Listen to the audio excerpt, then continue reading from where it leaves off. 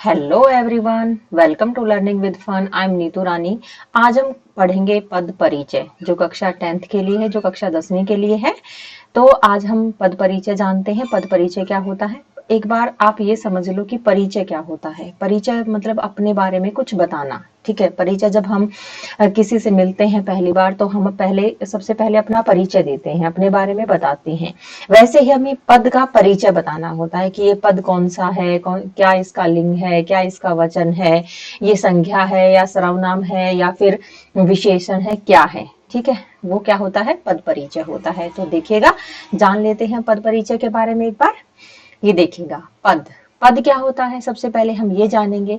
परिचय को समझने से पहले, पद परिचय को समझने से पहले हम क्या समझेंगे? शब्द और पद का भेद समझना आवश्यक है। पद परिचय, जब हम पद परिचय को पढ़ते हैं तो पद परिचय को समझने से पहले हम क्या समझते हैं? शब्द को समझते हैं और पद को समझते हैं। पद और शब्द में क्या भेद है, हम उसको समझते हैं। ठीक है, शब्द देखिएगा, शब्द क्या होते हैं?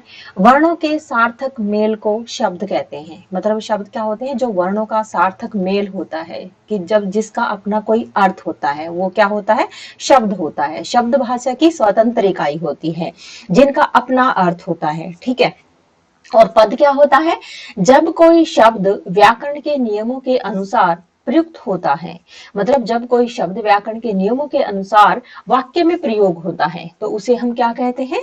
उसे हम पद कहते हैं। ठीक है, जैसे उदाहरण देखिएगा, राम पत्र पढ़ना, ये सब अलग अलग हैं, ये वाक्य नहीं है, ये सब अलग अलग हैं। राम पत्र पढ़ना, ये क्या है? ये शब्द है। ठीक है, राम पत्र पढ़ता है, ये क्या हो गया? ये एक वाक्य हो गया। और वाक्य में जो ये शब्द प्रयोग हुए हैं, राम पत्र पढ़ता है, ये सब क्या है? ये सब पद हैं। ठीक है, समझ में आया?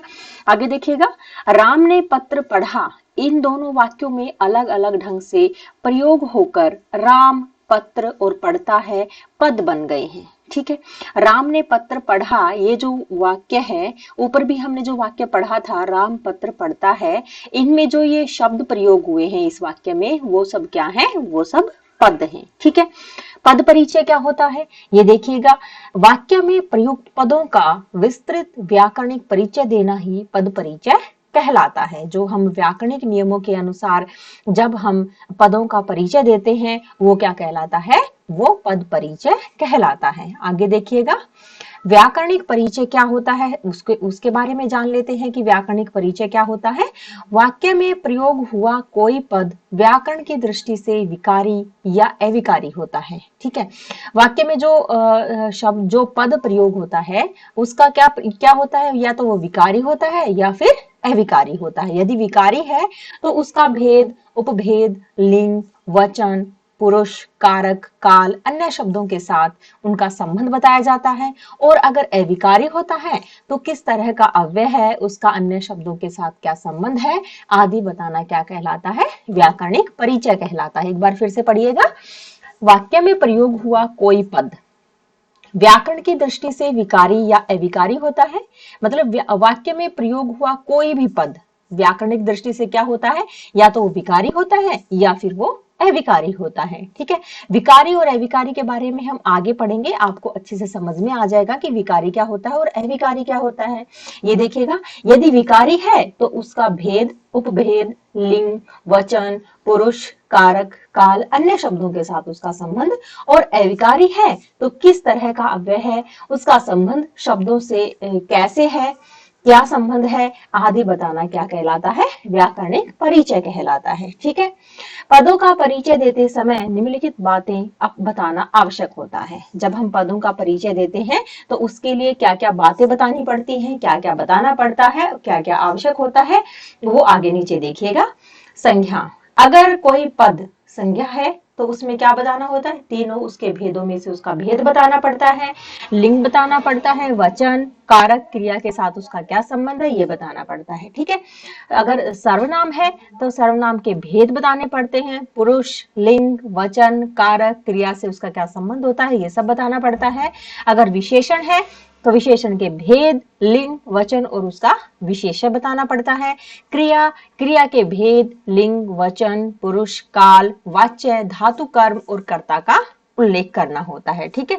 क्रिया विशेषण अगर हम क्रिया विशेषण के भेद बताने पड़ते हैं, मतलब वो किस क्रिया विशेषण का भेद है तथा जिसकी विशेषता बताई जा रही है उसका उल्लेख करना पड़ता है, उसके बारे में अच्छे से बताना होता है। ठीक है।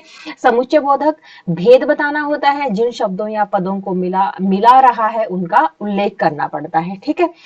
संबंध बोधक भेद जिसके साथ संबंध बताया जा रहा है उसके बारे में बताना होता है। विस्मयादि बोधक में हर्ष, भाव, शोक, घृणा, विस्मय आदि किसी एक भाव का निर्देश देना होता है, उसके बारे में बताना होता है। ठीक है।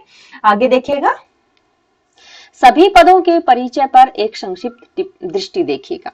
सभी पदों को मुख्यतया दो वर्गों में बांटा जा सकता है। सभी पदों को दो वर्गों में बांटा जा सकता है। कौन कौन से वर्ग हैं? एक है विकारी और दूसरा है अविकारी शब्द या अव्यय भी बोलते हैं। अविकारी शब्दों को क्या बोलते हैं? अव्यय। अब विकारी शब्द क्या होते हैं? विकारी शब्दों के बारे में जान लेते हैं। इस वर्ग के पदों में लिंग, वचन, पुरुष, कारक आदि के कारण विकार आ जाता है। जिस वर्ग के पदों में जिन पदों में लिंग, वचन, पुरुष, कारक आदि के कारण विकार आ जाता है या परिवर्तन आ जाता है, उसे हम क्या कहते हैं? उसे हम विकारी शब्द कहते हैं। संज्ञा, सर्वनाम, विशेषण और क्रिया विशेषण ये सब क्या है? विकारी पद हैं। ठीक है। आगे देखिएगा, संज्ञा देखिएगा। संज्ञा किसे कहते हैं? हम 5th या 6th या 4th से पढ़ते आ रहे हैं कि संज्ञा क्या होती है, संज्ञा के कितने भेद होते हैं, वही हमें यहाँ पर भी पढ़ना है। देखिएगा, संज्ञा क्या होती है? जितनी भी मतलब हमारे आसपास जितनी भी चीजें हैं, जितनी हमें दिखाई देती हैं, जिनका हम नाम जानते हैं, जिनके बारे में हम जानते हैं, वो सभी क्या होती है? वो सभी संज्ञाएं होती हैं। ठीक है। जैसे किसी प्राणी, व्यक्ति, वस्तु, स्थान, भाव आदि के नाम को हम क्या कहते हैं? संज्ञा कहते हैं। ठीक है। संज्ञा के कितने भेद होते हैं? 3 भेद होते हैं संज्ञा के। ये देखिएगा, व्यक्तिवाचक संज्ञा, जातिवाचक संज्ञा और भाववाचक संज्ञा। ठीक है। व्यक्तिवाचक संज्ञा क्या होती है? जो किसी व्यक्ति विशेष के बारे में बताए वो क्या होता है? व्यक्तिवाचक संज्ञा। जैसे कि राम, आगरा, दिल्ली, गांधी जी, गंगा, हिमालय, मतलब किसी व्यक्ति विशेष या किसी वस्तु विशेष या किसी स्थान विशेष के बारे में बताए वो क्या होता है? व्यक्तिवाचक संज्ञा होता है। जातिवाचक संज्ञा क्या होती है? जातिवाचक जो किसी पूरी जाति का बोध कराए, मतलब किसी भी व्यक्ति, वस्तु, स्थान का पूरी जाति का बोध कराए, उसे हम क्या कहते हैं? उसे हम जातिवाचक संज्ञा कहते हैं। जैसे कि बालक में सभी बालक आ गए, छोटे बड़े, लड़का लड़की सभी आ गए, तो ये पूरी जाति का बोध करवा रहा है।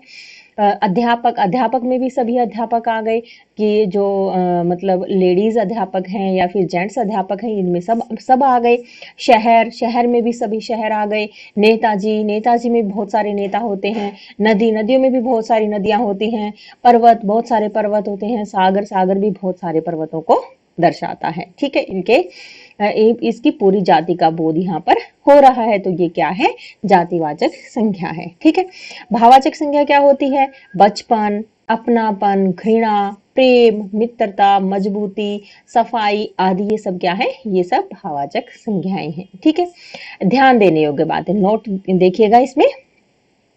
जो द्रव्य है, पदार्थ, धात्वें या समूह का बोध कराने वाले शब्द या जैसे कि कक्षा, सेना, भीड़ आदि क्या है? जातिवाचक संज्ञा के अंतर्गत ही आ जाते हैं। ठीक है। आगे देखिएगा, आगे बढ़ते हैं। आगे हम जानेंगे लिंग के बारे में। लिंग क्या होता है?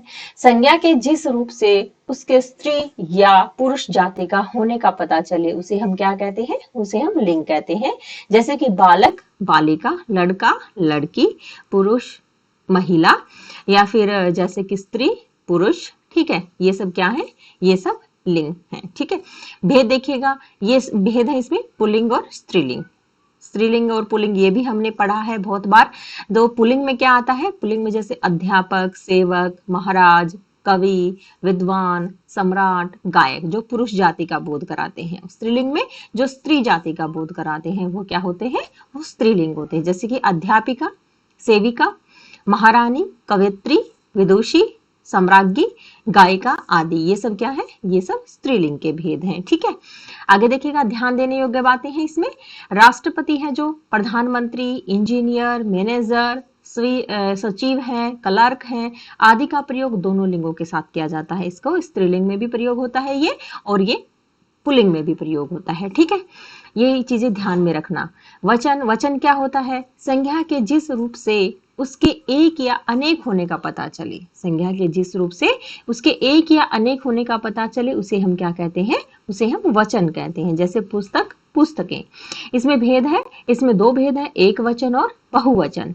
कलम, दवात, कुर्सी, नारी, दवाई, घोड़ा, मटका, सड़क, ये सब क्या है? एक वचन है। जो एक किसी एक वस्तु के बारे में बताए उसे हम क्या कहते हैं? उसे एक वचन कहते हैं। और जो बहुत सारी वस्तुओं के बारे में बताए उसे हम बहुवचन कहते हैं। बहुवचन जैसे कलमे, ठीक है, दवातें, कुर्सियां, नारियां, दवाइयां, घोड़े, मटके, सड़कें, ये सब क्या है? ये सब बहुवचन है। ठीक है, ध्यान देने योग्य बातें हैं जैसे कि भीड़, जनता, सेना, कक्षा आदि को हम किस में प्रयोग करते हैं? एक वचन में प्रयोग करते हैं। ठीक है, इन शब्दों को एक वचन में प्रयोग करते हैं। और जैसे कि आंसू हो गए, बाल हो गए, दर्शन हो गए, हस्ताक्षर हो गए, इन सब को हम किस में प्रयोग करते हैं? बहुवचन शब्द में प्रयोग करते हैं। ठीक है, आपको समझ में आया? मैं आशा करती हूँ आपको अच्छे से समझ में आ रहा होगा। अगर किसी को कोई डाउट होता है तो कमेंट बॉक्स में जरूर लिखिएगा। ठीक है, आगे बढ़ते हैं।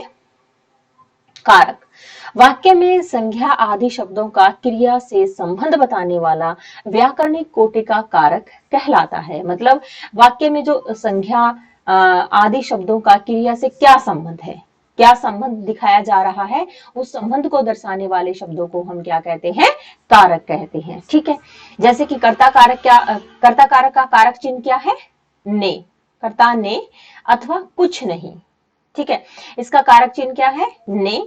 और जैसे कि राम फल खाता है, राम फल खाता है, मतलब इसमें कुछ भी कुछ नहीं भी आ सकता है, मतलब ने शब्द का भी प्रयोग हो सकता है और किस ने मतलब नहीं भी हो सकता है, कोई भी शब्द इसमें प्रयोग नहीं हो सकता है।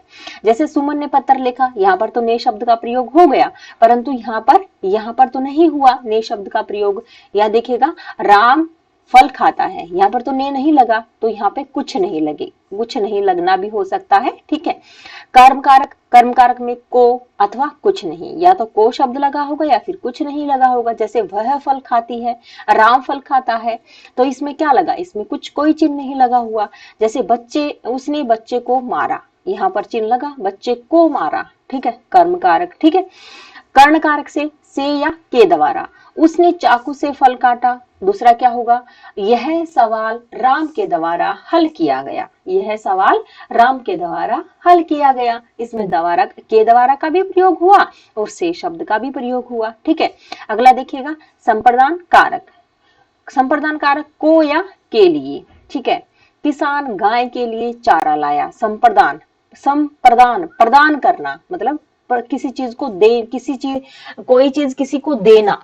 ठीक है, संप्रदान कारक, या को या के लिए।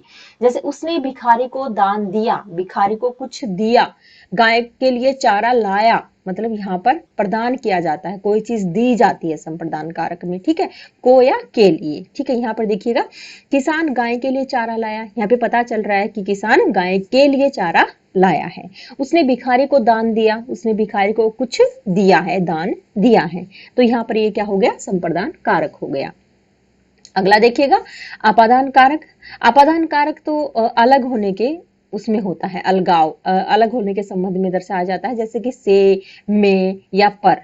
ठीक है, अपादान कारक क्या होता है? से, में या पर इसका चिन्ह होता है। जैसे गंगा हिमालय से निकलती है, मतलब गंगा हिमालय से अलग हो रही, अलग होने के भाव में अपादान कारक का प्रयोग किया जाता है। ठीक है, और उसके चिन्ह है से, में या पर। गंगा हिमालय से निकलती है तो गंगा हिमालय से अलग हो रही है। ठीक है, यहाँ पे से शब्द का प्रयोग यहाँ पर भी हुआ है, से चिन्ह का प्रयोग, कारक चिन्ह का प्रयोग जैसे कर्ण कारक में। परंतु कर्ण कारक में क्या होता है? कर्ण कारक में चाकू से फल काटा जाता है, यहाँ पर अलग होने का संबंध नहीं है।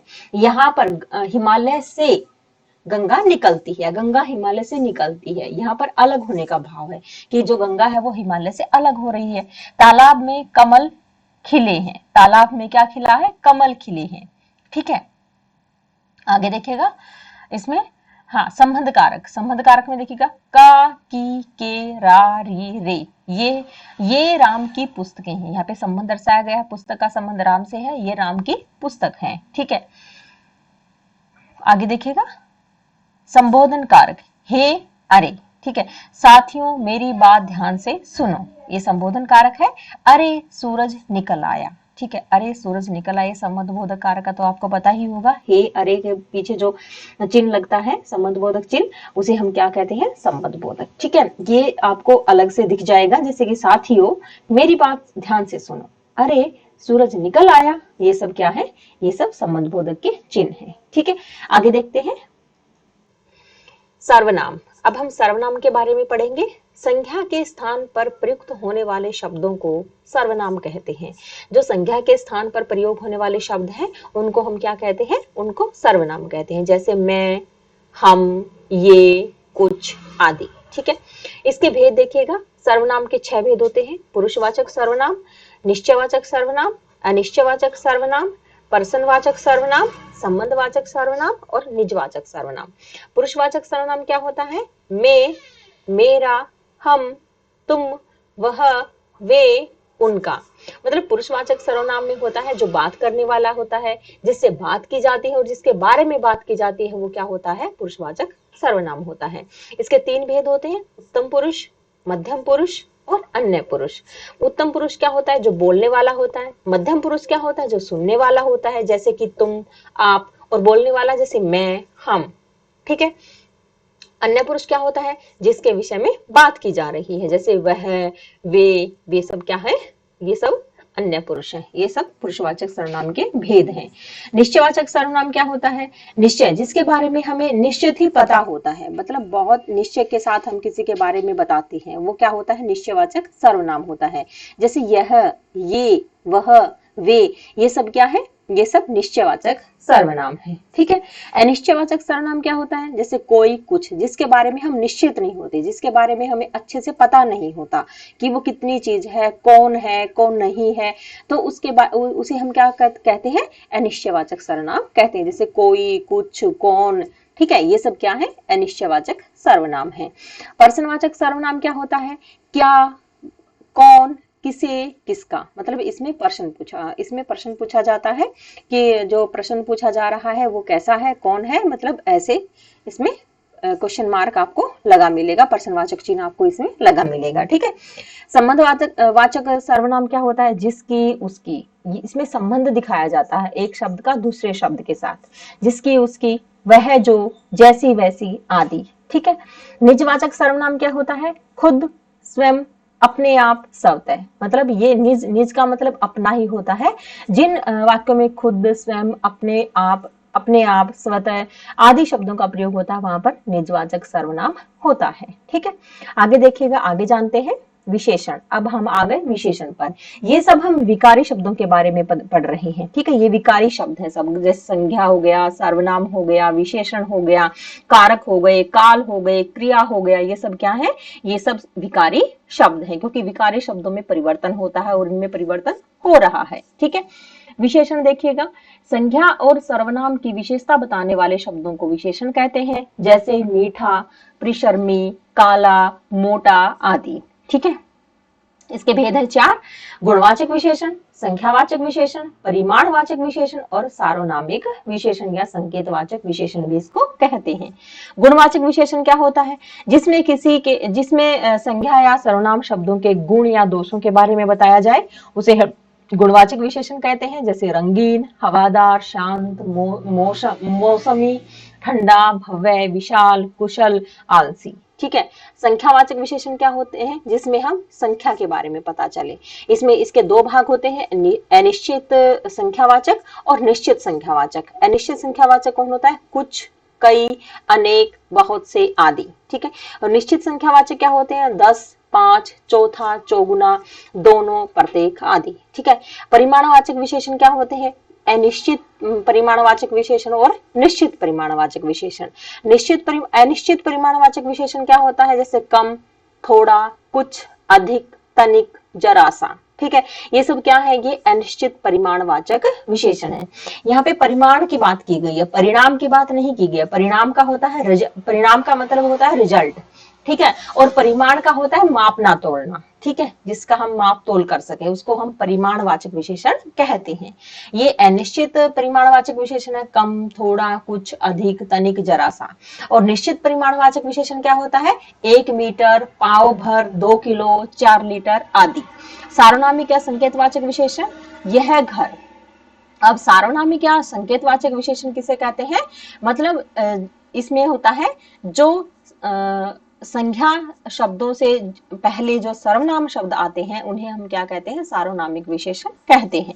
जो संज्ञा शब्दों से पहले सर्वनाम आते हैं उन्हें हम सार्वनामिक विशेषण कहते हैं। जैसे यहाँ पे घर, घर क्या है? एक संज्ञा शब्द है और इससे पहले क्या आया? यह क्या है? एक सर्वनाम शब्द है, ठीक है। तो ये छात्र, यह घर, ये छात्र, वह घर, वे कुर्सियां, ठीक है। ये क्या है? ये सार्वनामिक विशेषण के एग्जाम्पल है, उदाहरण है, ठीक है। आगे देखिएगा, आगे बढ़ते हैं। परविशेषण, विशेषण की विशेषता बताने वाले शब्द परविशेषण कहलाते हैं। जो विशेषण की भी विशेषता बताए उसे हम क्या बोलते हैं? उसे हम परविशेषण कहते हैं। यहाँ पर परविशेषण के बारे में बताया गया कि परविशेषण किसे कहते हैं? विशेषण की भी विशेषता बताने वाले शब्दों को परविशेषण कहते हैं। जैसे कि यह आम बहुत मीठा है, यहाँ पे मीठा क्या है? विशेषण है, विशेषता बताई गई है।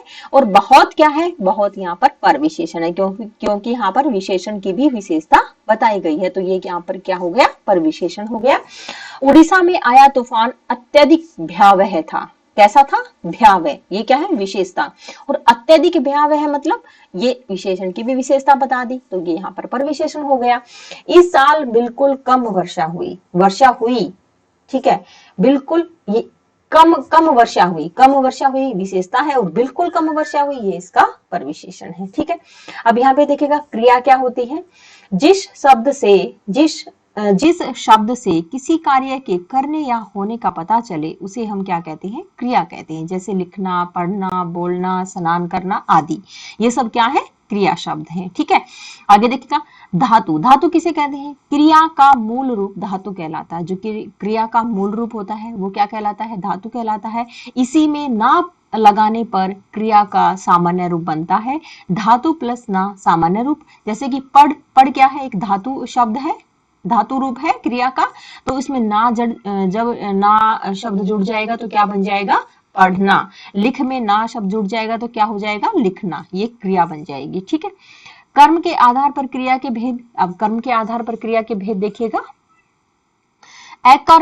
अकर्मक क्रिया मतलब जिसमें कर्म ना हो वो क्या होता है? अकर्मक क्रिया होती है। जैसे हंसना शब्द में किसी प्रकार के कर्म की जरूरत नहीं होती। राम हंस रहा है, राम हंसता है, सीता हंसती है, ये सब क्या है? हंसना में किसी कर्म की आवश्यकता नहीं होती, ये सब अकर्मक क्रिया है।